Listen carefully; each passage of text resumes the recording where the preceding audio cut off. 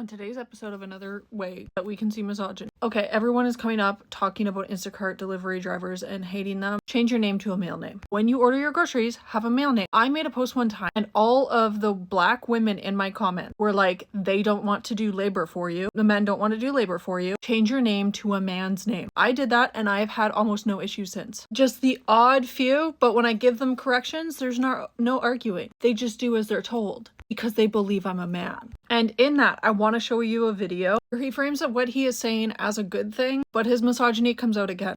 One of the most interesting sides of TikTok to find yourself on is women complaining about male Instacart shoppers.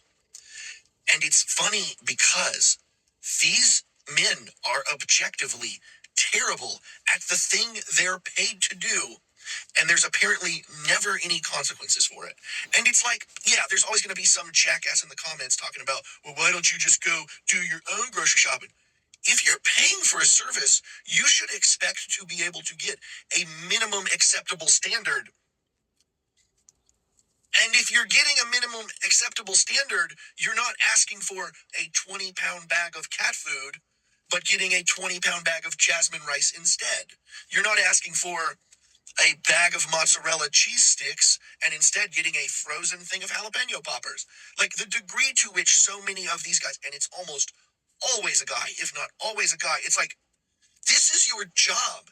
And you don't want to have like a minimum standard of like not being completely objectively shitty at it. And I know every single one of these, it's not like, you know, I didn't have parents and no one showed me how to go grocery shop.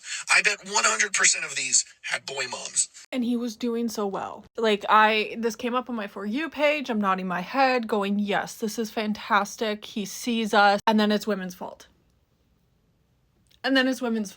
These men aren't doing their job. They're failing at mediocre tasks or simple tasks. As he said, open book. And suddenly it's women's fault again. And I want you to start noticing these things because this is where misogyny seeps in. This is by all standards a man who seems aware, who seems to be understanding the plight of women, who seems to be going, yeah, these men, there's an issue and it exists because of women. Like, I don't even think that he probably is aware of how and the way that comes across. And I'm not using his video to say he is the issue. I'm using that video to demonstrate that even when men are trying to relate, are trying to be empathetic, are trying to understand where women are coming from, their frustration, they still default slide into misogyny because that stuff is programmed and they have not deconstructed at all. So he in ways is again like platforming himself as different than these men